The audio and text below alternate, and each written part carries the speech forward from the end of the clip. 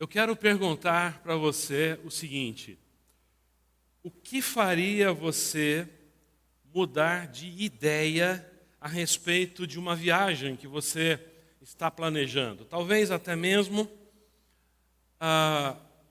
já tenha investido dinheiro, comprado passagens ou reservado um hotel, ou então tirou férias, já separou, já se sabe que você, lá no seu trabalho, você vai ficar ausente aqueles dias. Depois disso, só mais um ano depois. O que é que faz com que você, diante de todas essas situações em que você investiu, sonhos, tempo, dinheiro, planejamento, tem mais pessoas envolvidas, lembra disso? Tem família envolvida e tudo mais. O que faz com que você mude de ideia a respeito de uma viagem? Se eu fizesse aqui ouvisse aqui vocês respondendo, mas na sua cabeça você está respondendo, você talvez dissesse: bom, eu dou uma olhada nos preços, se eu vou conseguir pagar. Ótimo, essa é a primeira coisa. Se você vai conseguir pagar essa viagem, aquilo que você vai gastar, é uma excelente ideia, porque muitas pessoas não fazem isso. As pessoas saem de férias, mas os bancos não saem de férias. Eles mandam as faturas depois. Cartão de crédito, principalmente. Ok. O que talvez fosse algo preponderante para você mudar de ideia a respeito de algum planejamento, uma viagem? Bom, enfermidade. Surgiu uma enfermidade, então você diz: bem, eu acho melhor eu tratar dessa enfermidade, não vai dar certo na viagem. Pode ser que alguma coisa aconteça e também viajar sabendo que tem um tratamento médico para fazer. Quantas pessoas você já ouviu falar que tiveram que cancelar viagens por conta de saúde, sua ou de outras pessoas? Talvez você cancelasse a sua viagem, planos, até outros maiores até do que uma viagem, como abrir um negócio, casar, por causa de uma pandemia. Isso aconteceu ano passado, aconteceu esse ano, mas principalmente ano passado. O que é que faz com que você mude de ideia a respeito dos seus planos? Nós vamos falar sobre isso hoje. Porque Paulo estava em missão e a orientação divina, profética, foi clara, mas ele continuou e foi em frente. Nós vamos pensar e tentar responder o porquê. Por que é que Paulo, com todos os alertas proféticos, ele vai em frente? Vamos falar sobre o cumprimento, o caminho profético da missão. Abra sua Bíblia em Atos, capítulo 21, e vamos continuar acompanhando Paulo na sua missão. Deixamos Paulo junto com a igreja chorando ali no embarque no navio, quando ele disse para aquele povo ali, que eram os presbíteros de Éfeso, que tinham ido para uma cidade vizinha para encontrar com ele, ele diz assim: olha, vocês não vão mais me ver, nós não vamos mais nos encontrar. E eles acompanham Paulo até ele embarcar e choram, oram com ele, ajoelhados ali, e choram com Paulo, preocupados porque ele havia dito: vocês não vão mais me ver. Paulo tinha em mente um plano de ir para Jerusalém. Ele queria chegar para a Páscoa, mas com o seu objetivo de chegar em Jerusalém, sabendo que havia planos de pessoas no caminho, querendo prendê-lo ou até matá-lo, ele desvia do caminho, faz o caminho mais longo e ele agora quer chegar na festa do Pentecostes, que é 50 dias depois da Páscoa para o judeu. A festa do Pentecostes é a celebração da entrega da lei de Moisés ao povo. Lembra? Foi numa ocasião assim que o Espírito Santo se manifestou na igreja. Eles falaram na língua das pessoas que estavam visitando a cidade. E naquele dia a igreja de repente tinha 5.000 membros. ali em Jerusalém. É essa situação que nós vemos Paulo. Então ele está embarcando, né? E aí, eu não vou ler todos esses versículos de 1 a 36, mas eu incentivo você que faça isso. Eu acho lindo, já falei, como Lucas ele descreve a viagem. Lucas era minucioso. Como um homem das ciências médicas que era, ele era um homem minucioso. Ele anota. Isso seria muito útil depois para escrever o livro de Atos. Lucas, que é o evangelho que ele escreve, Lucas não estava presente, mas ele começa dizendo assim: eu investiguei, eu entrevistei, eu fiz o meu trabalho de casa para escrever esse evangelho, conversando com quem estava presente e viu o que o Senhor Jesus Cristo fez e falou. Agora em Atos tem um momento que a gente vê Paulo conhecendo Lucas e Lucas se juntando a Paulo como um discípulo, um missionário, um pregador. E é ele que escreve Atos. Que bom, né?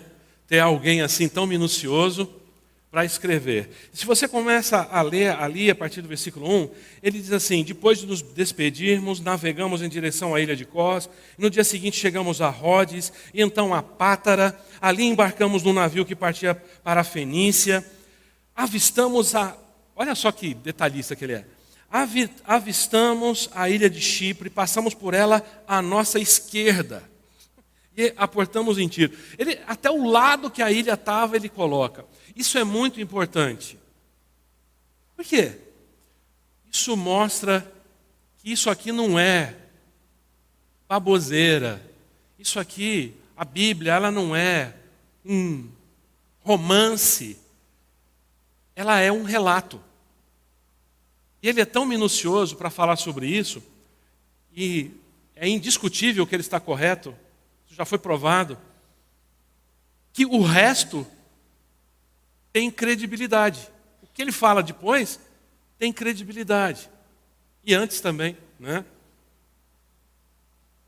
Diz ali que no desembarque encontramos os discípulos que ali viviam em Tiro.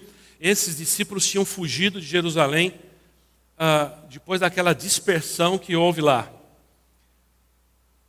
Ao fim de nosso tempo ali, voltamos ao navio e toda a congregação, incluindo mulheres e crianças, saiu da cidade e nos acompanhou até a praia. Tinha uma igreja ali em Tiro, que Paulo visitou.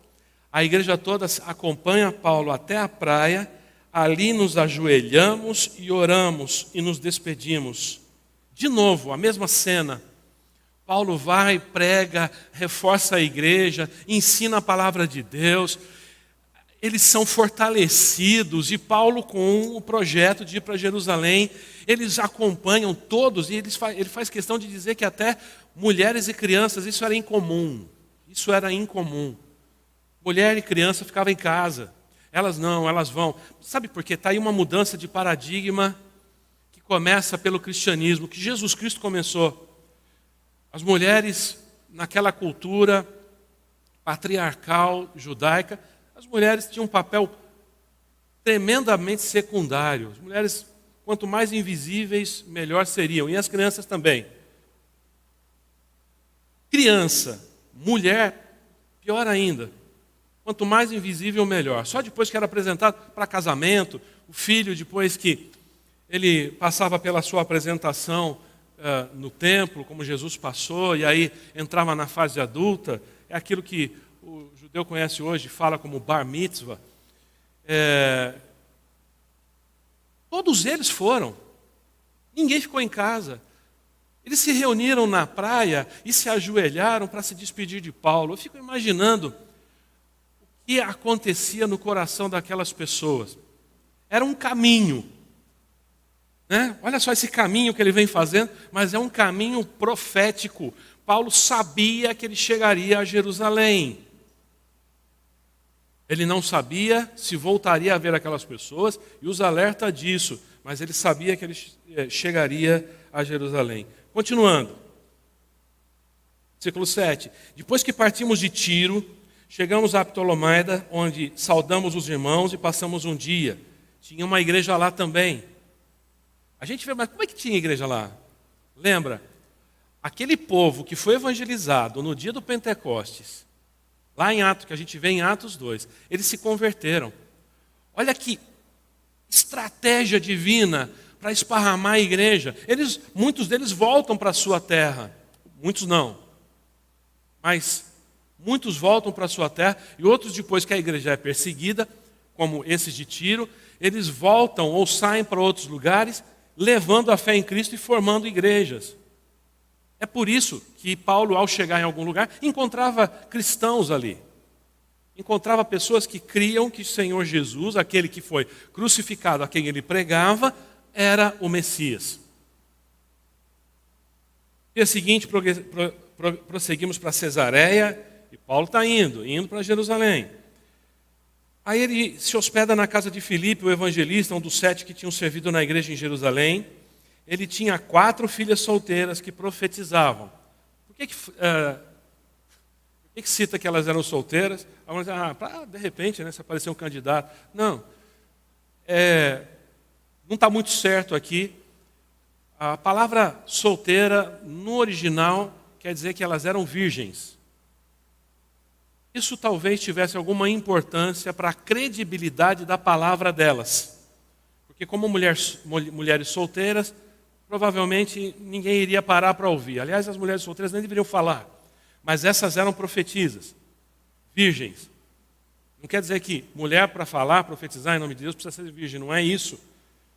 Pode ser casada sim. Mas é o caso aqui. E aí, olha só aqui, a profecia, a revelação, a orientação divina, que nós chamamos de profecia, começa a se configurar. Versículo 10. Muitos dias depois chegou da Judéia um profeta chamado Ágabo. Ágabo, a gente já ouviu falar dele. Lá atrás, ele tinha profetizado que haveria uma grande fome ali na região, e houve mesmo. Então Ágabo tinha credibilidade. Ele veio ao nosso encontro, tomou o cinto de Paulo e com ele amarrou os próprios pés e mãos. Em seguida disse: o Espírito Santo declara: assim o dono deste cinto será amarrado pelos judeus em Jerusalém e entregue aos gentios. Ao ouvir isso, nós e os irmãos ali suplicamos a Paulo que não fosse a Jerusalém. Ele, porém, disse: por que todo esse choro? Assim vocês me partem o coração. Vejam agora, presta atenção. Estou pronto, não apenas para ser preso em Jerusalém, mas para morrer pelo Senhor Jesus. Quando ficou evidente que não conseguiríamos fazê-lo mudar de ideia, desistimos e dissemos: que seja feita a vontade do Senhor. Vamos começar falando do primeiro tópico, depois a gente vai continuar aqui. A primeira coisa é que no cumprimento da missão, Deus fala conosco através do Espírito Santo. Deus já tinha falado com o apóstolo Paulo, Deus já tinha falado aqui com outras pessoas que falaram em nome do Senhor. Muitos disseram: Paulo, não vai por esse caminho, você vai ser preso, você vai ser morto. Estavam sentindo que algo iria acontecer com Paulo. Ágabo vai lá e faz aquela profecia. Mas que tipo de profecia foi essa, né? Pegou o cinto de Paulo, e Paulo deve ter dito: o que é isso? Ele pegou o cinto, amarrou a mão e falou: olha só, o Espírito está dizendo que o dono desse cinto vai ser amarrado assim pelos judeus lá em Jerusalém e entregue aos gentios. Teve umas diferenças, a gente vai ver. Os gentios pegaram Paulo para bater e para matar, ninguém amarrou Paulo. Foram os gentios que salvaram a pele de Paulo da mão dos judeus, amarrando com correntes. Detalhes, mas aconteceu. O Espírito estava falando com Paulo lá atrás, quando a gente vê Paulo dizendo lá no versículo 25 do capítulo 20, ele diz assim: agora sei que nenhum de vocês a quem anunciei o reino me verá outra vez. Paulo sabe, ele está sentindo, é o Espírito falando ao seu coração. Pois o Ágabo vai e revela. que é isso? É o Espírito falando ao coração. O próprio apóstolo Paulo, ele sabia que isso funcionava. Ficar atento àquele incômodo que o Espírito causa no coração para nos orientar o que fazer. Aqui vai uma coisa muito importante para você cristão. Quando você for tomar uma decisão, ora ao Senhor e diz: Senhor, por favor, incomoda o meu coração se não é esse o caminho que eu devo tomar. E se o Espírito Santo, que você orou para pedir, que você orou pedindo para incomodar o seu coração, se ele incomodar o seu coração e você for em frente, saiba, pela sua conta é risco. Eu já experimentei isso na minha vida. Mas peça sinceramente ao Senhor. Peça sinceramente ao Senhor. Paulo fala isso, né, sobre o Espírito Santo agir junto ao nosso espírito, à nossa consciência. Por exemplo, ali em Romanos 8,16, olha só o que ele diz. Pois o seu Espírito confirma junto ao nosso Espírito, com E minúsculo. O Espírito com E maiúsculo confirma junto ao Espírito com E minúsculo, que somos filhos de Deus. O Espírito de Deus age junto à nossa consciência. Pode ser chamada de o nosso espírito. Tá bom? Aí eu vou entrar numa discussão teológica de se nós somos uma dicotomia ou tricotomia, o homem é corpo e alma, o homem é corpo, alma e espírito. Aí tem uma discussão teológica aí que até os pastores, quando se reúnem para fazer o exame de ordenação, discutem a beça a respeito disso. Né, pastor Reinaldo? Pastor Reinaldo é tricotomista, tá? Eu já sei. Eu já sabia. Versículo 9 diz: digo-lhes a verdade. Baseado nesse texto aqui né, pastor Reinaldo? Corpo, alma e espírito. Digo-lhes a verdade, tendo Cristo como testemunha e minha consciência. Olha só, aqui está bem claro. Romanos 9:1. Digo-lhes a verdade, tendo Cristo como minha testemunha e minha consciência, o Espírito a confirmam. Aqui, Paulo usa a palavra, não Espírito, mas usa a palavra consciência. O Espírito age junto à nossa consciência. Ele sabia disso.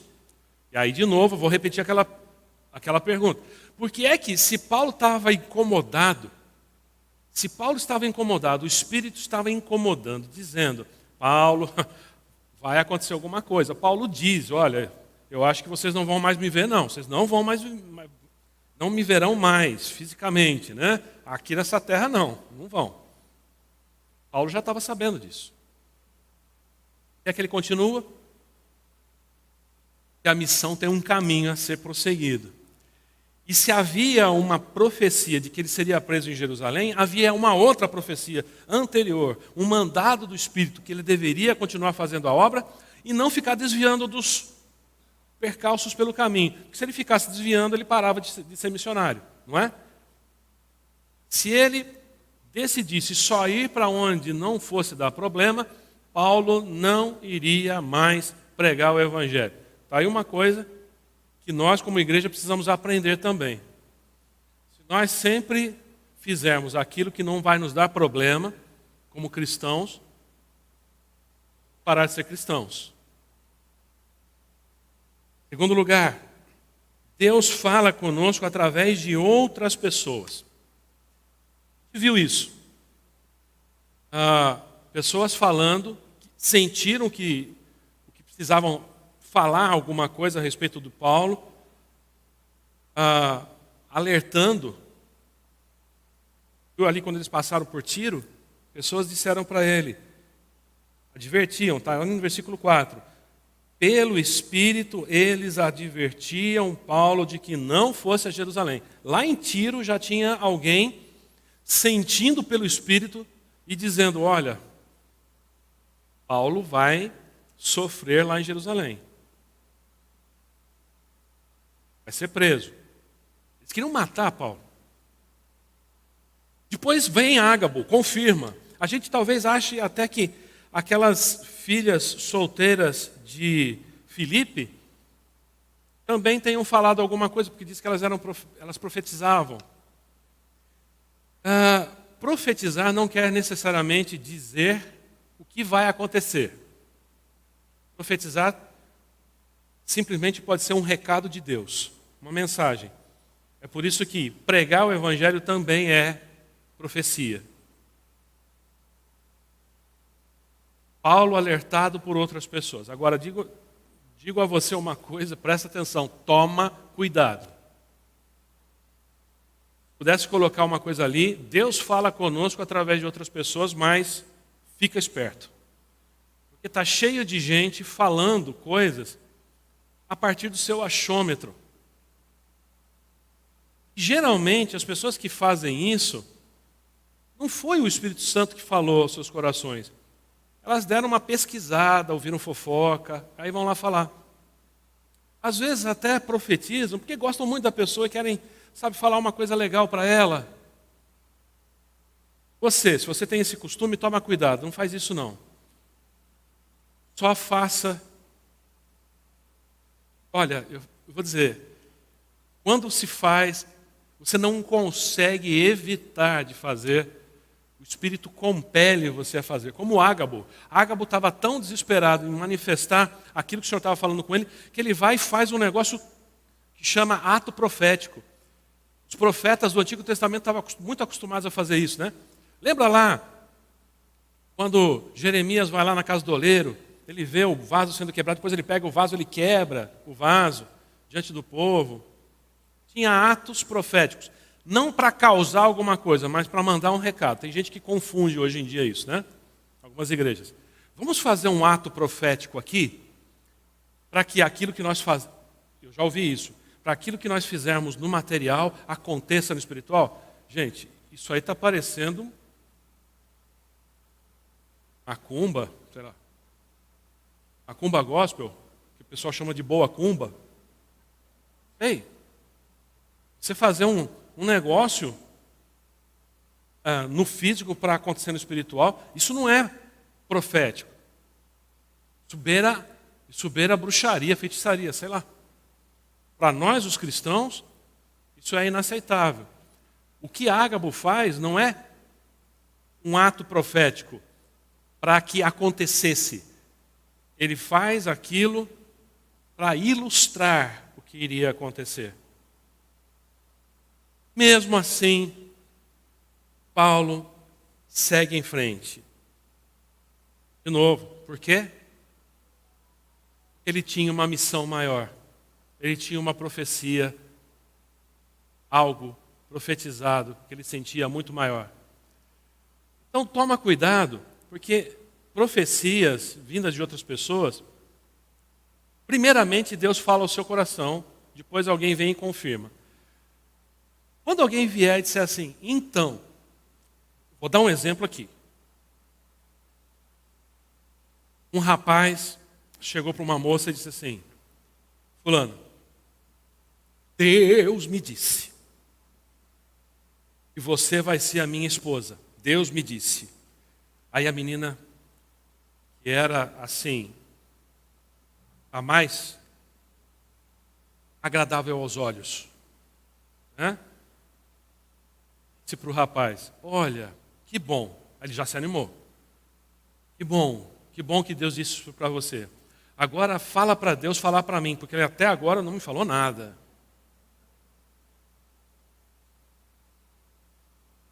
Ok, nem sei se isso aconteceu de verdade, mas é uma situação contada do púlpito, né? Baseada em fatos reais. Quando Deus fala com você, outra pessoa vem e fala com você, ou seja, primeiro falou com você. Se você precisa de uma confirmação, então, as coisas começam a confirmar, entendeu o que eu quero dizer? E Deus não é um Deus de confusão. Ele não manda mensagem cruzada, truncada. Lembra disso. E, finalmente, Deus fala conosco através das situações. Tudo estava levando a crer o que iria acontecer. Tanto é que, quando Paulo chega em Jerusalém, ele chega lá, ele recebe calorosas boas-vindas, versículo 17. Quem o recebe é Tiago, irmão de Jesus. A igreja, aquela igreja lá de Jerusalém dos apóstolos está lá para receber Paulo. Só que o Tiago chega para Paulo e fala assim, ô Tiago, é o seguinte, eu vou ler aqui, vamos ver o que o Tiago fala. Versículo 20. Quando ouviram isso, louvaram a Deus e disseram, você sabe, irmão, que Paulo disse para eles o que estava acontecendo nas outras igrejas. Então eles louvaram a Deus e disseram, você sabe, irmão, quantos milhares de judeus também creram e todos eles seguem à risca a lei de Moisés. Em outras palavras, os judeus que se converteram continuam sendo judeus, mas crendo no Senhor Jesus Cristo. Hoje é o que nós conhecemos como judaísmo messiânico. Mas eles foram informados de que você ensina todos os judeus que vivem entre os gentios a abandonarem a lei de Moisés. Ouviram que você os instruía a não circuncidarem os filhos, nem seguirem os costumes judaicos. Que faremos? Certamente eles saberão que você chegou. Ou seja, Paulo, tem um monte de judeu que se converteu ao cristianismo que não está nada feliz com você pelo que eles estão ouvindo. Estão ouvindo que você chegou e falou assim, larga Moisés, larga a lei, acaba logo com isso. Não era verdade. O apóstolo Paulo mesmo continuava indo à sinagoga, continuava indo ao templo. Paulo fez um voto, lembra que ele fez um voto, depois foi ao templo para cortar o cabelo, quando ele fez o voto de Nazireu. Paulo continuava praticando a religião judaica, mesmo sendo um cristão, porque ele era judeu, e ele não queria escandalizar os judeus. A única coisa que mudou é que ele dizia que não era a obediência à lei que salvava, mas era a graça salvadora do Senhor Jesus Cristo, não a obediência à lei, e ele fala isso nas suas cartas. Esses cristãos que tinham se convertido também não acreditavam que a lei salvava, acreditavam em Jesus Cristo, mas eles estavam preocupados que Paulo fosse chegar e dizer assim, viu, pode fazer o que quiser. E aí então Tiago diz o seguinte, queremos que você faça o seguinte, versículo 23, temos aqui 4 homens que cumpriram um voto, o voto de Nazireu, aquele mesmo voto que Paulo já tinha cumprido. Tinham que ir no templo, fazer uma oferta, raspar a cabeça. Vá com eles ao templo e participe da cerimônia de purificação. Pague as despesas para realizarem, porque eles tinham que pagar, as despesas para realizarem o ritual de raspar a cabeça. Então todos saberão que os rumores são falsos, que você mesmo cumpre as leis judaicas. Tudo que Paulo não queria era ir no templo naquele momento. Mas Tiago manda que ele vá. Ele vai. Ele estava num impasse. Se eu não for ao templo, vão achar que eu realmente estou jogando a lei no lixo, que não respeito mais os judeus. E muitos vão se escandalizar. Agora, se eu for, eu corro o risco de os judeus que estão lá no templo, vendo quem eu sou, já tinha virado uma figura conhecida, vão me pegar. Paulo sabe o que vai acontecer com ele. Ele está atento às situações. Ele poderia ter dito, Tiago, primeiro eu não entendi esse negócio de pagar as despesas. É que pagando as despesas de cortar o cabelo, o ritual lá da purificação, seria uma demonstração para aqueles cristãos que eram judeus, que Paulo respeitava a lei dos judeus, a lei judaica, os seus costumes. Mas Paulo poderia ter dito, Tiago, eu posso até pagar, mas lá no templo eu não vou não.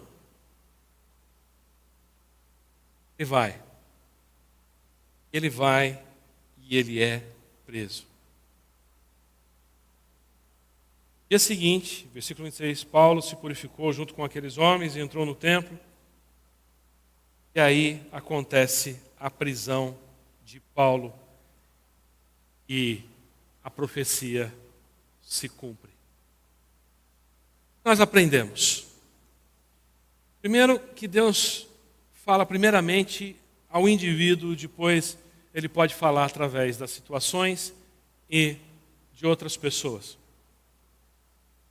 Meus irmãos, eu não sei quantas vezes já aconteceu na minha vida. Isso é precioso quando isso acontece. Eu orar ao Senhor, eu pedir uma confirmação, eu já estou sentindo uma coisa, eu peço uma confirmação, de repente toca o telefone. Ou eu recebo uma mensagem. Ou alguém vai dizer assim, olha, eu não sei porque eu senti, mas eu não consegui dormir antes de mandar essa mensagem para você, pastor. É isso. E aí eu digo, eu sei porque que você mandou essa mensagem, porque eu orei daqui e Deus achou que você seria a pessoa para... Pessoas insuspeitas, sabe aquela pessoa que nem sabe o que está acontecendo na minha vida? Já aconteceu algumas vezes. Como também já aconteceu o contrário.